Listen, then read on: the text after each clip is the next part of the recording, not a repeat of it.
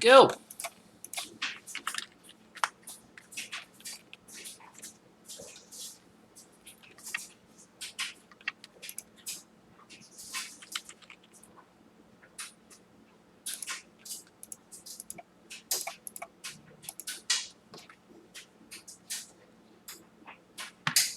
Don't know why that still says Morning Joe's.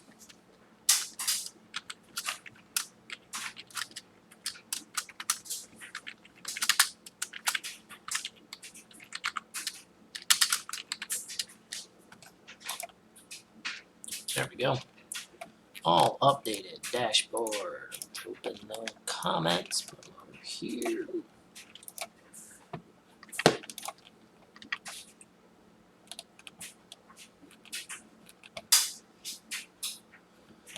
All right, and we are ready to roll with the post-game wrap. Keeping an eye out for that stat book once it drops. We'll talk about that. But joining you after a Minnesota Vikings victory against the Oakland Raiders, 34-14. An excellent game from the Minnesota defense for sure. An excellent game from the Minnesota offense, especially the likes of Dalvin Cook. Just to give you the score by quarter, the Vikings score 7 in the first, the Raiders score 7 in the second, and the Vikings score 14 in the second, the Vikings score 7 in the third, and the Raiders score 7 in the fourth, and the Vikings get 2 Dan Bailey field goals in the fourth quarter for 6 points. Looking at the stats of the game, team stats, looks like Minnesota had 385 total yards to Oakland's 302. Minnesota was outpassed 214 to 174, but they outran the Raiders 88 to 211. Average yards per play, 5.2 for the Raiders, 6.5 for the Vikings. No fumbles lost. Oakland threw 1 interception. Kirk Cousins did not throw an interception, did not fumble the ball. The Vikings converted on 55% of their third downs. Oakland only converted on 27% time of possession. Oakland 28-28, and Minnesota 31-32. Oakland had 7 penalties. Minnesota had 6. But we'll get into that to start the game. Talking about a fast start for Minnesota. Amir Abdul with 24-yard return to start the game. That's not terrible. Cousins loses his footing right away, trips over Garrett Bradbury, and he kind of thought, oh, here we go again. But really a good drive from there. 5-yard pass, a penalty that they got lucky on. Not lucky on necessarily, but the route running of Stephon Diggs forced a penalty there. And then a 5-yard run by Cook, another penalty or encroachment, a good hard count by Kirk Cousins on that one. A 5-yard run from Dalvin Cook again. And then a 20-yard pass from Cousins to Irv Smith on a nice little, he looked like he was running the corner. They came back in. It was the first positive yards from Irv Smith in his career, and it was just a great play.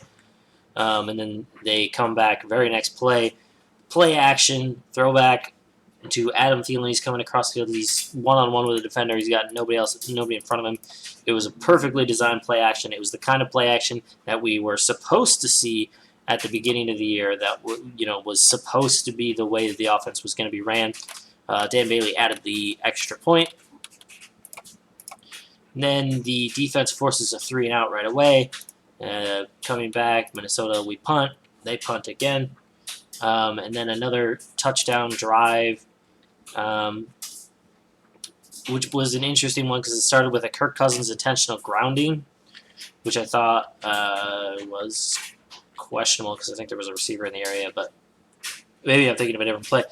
A 33-yard pass from Cousins to Cook, plus a roughing the passer. It was a huge play because that was 48 yards added. And then a 20-yard pass from Cousins to it wasn't a 20-yard pass. It was a short 5-yard pass. And then a face mask got us down to the Oakland 26. 10-yard run for Cousins to the 14, sorry. 11-yard pass from Cousins, short left to Rudolph, out of bounds at the 2, barely stepped out, looked like he had it in. But then Dalvin Cook finishes the drive with a nice run to the outside, got stood up at the goal line, but reached out and got it. Dan Bailey added the extra point. Next drive, only 2 plays from Oakland. An incomplete pass, or a completed pass where Trey Waynes ran him out of bounds, and then one where Derek Carr just overthrew his guy, and Harrison Smith, I think, made a read, and there was a read made by somebody and switched it at the last second to cover 2, and he was right where he needed to be. So that was a nice interception. Put the Vikings in excellent field position right at the Oakland 30. They got down again. Adam Thielen scored on a 1-yard run that time, and Dan Bailey added the extra point again. And then not what you want to see exactly, but you put him in 3rd and 11. You give up a 30-yard kind of screen pass to Darren Waller.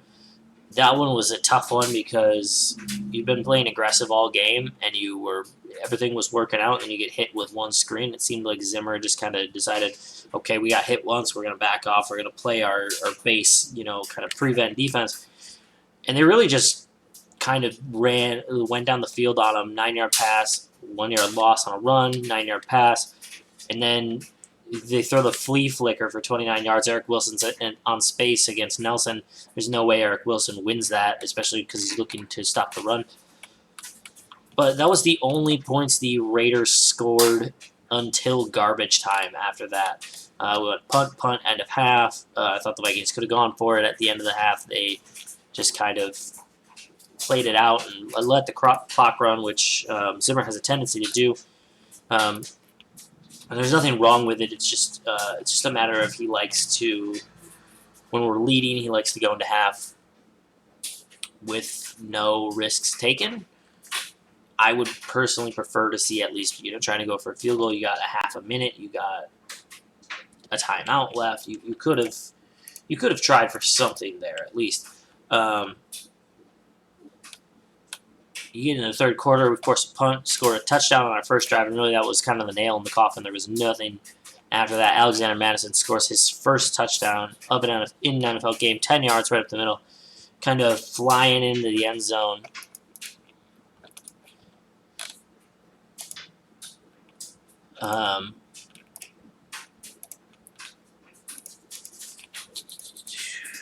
After that, we force a turnover on downs. Dan Bailey kicks a field goal. They miss a field goal. Daniel Carlson doinks one. Dan Bailey hits a field goal. We give up a touchdown on a Nate Meathers play where Nate Meathers really didn't try to make a play. And I don't know why he didn't try to make a play. He had, at least something in front of him. He could have gone for it, but whatever. And then, then we kneel the ball. We see a Sean Mannion sighting, and that is the end of the game. Really just a very solid win. Some things to work on for sure. We'll get into that on About the Labor in a few minutes here when I get Sean on the horn ready to go. But overall, just a great team victory. Nobody, obviously Dalvin Cook stood out, but especially on the defensive side, nobody stands out as being incredible.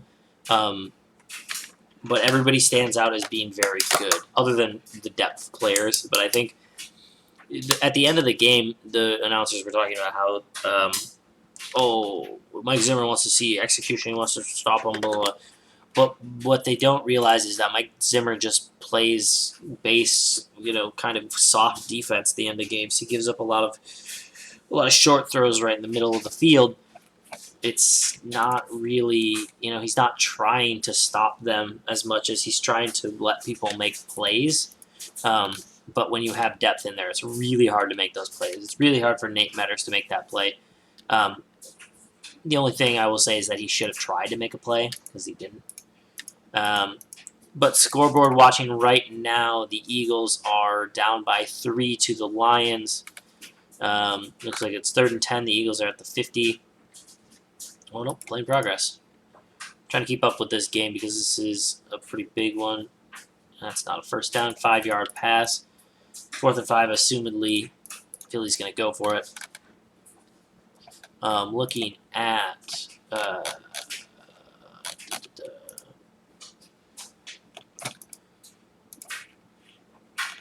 other NFL scores that pertain to the Vikings. Green Bay beat Denver. That one's not surprising. And Washington and Chicago has yet to play. So really this Detroit and Philadelphia game is the one to watch right now. Because this could be a big deal. This would push the Lions to 1-1-1, which would put them, right in the pack.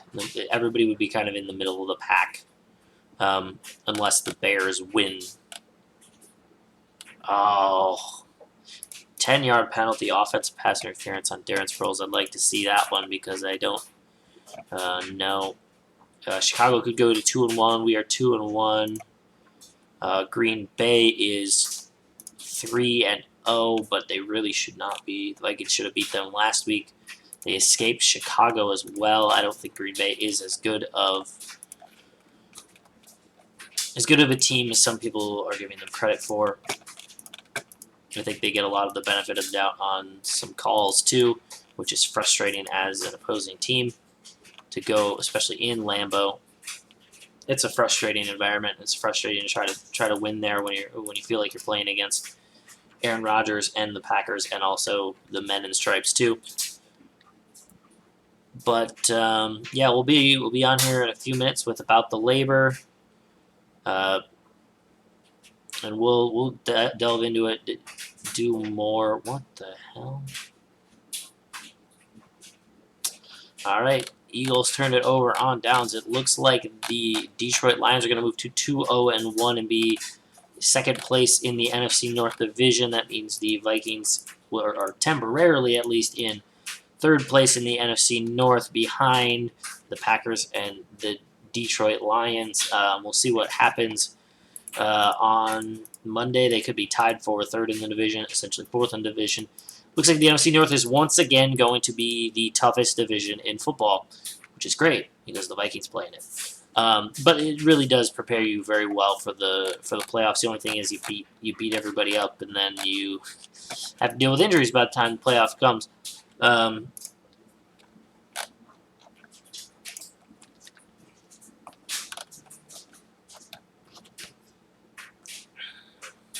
Yeah, it looks like I'm going to step off here and then be back in a few minutes with About the Labor. This has been our post-game wrap. I'm not trying to say too much because About the Labor will do a lot of the analyzing. We'll talk about a lot of stuff. Please stick around for that or, come back for it. I'm going to take a break, get some water. My throat is pretty dry. But yeah, we'll be here for that, and it will not just be me. It'll be me and Sean Borman, so it'll be a little more interesting than the last few shows have been. All right, bye.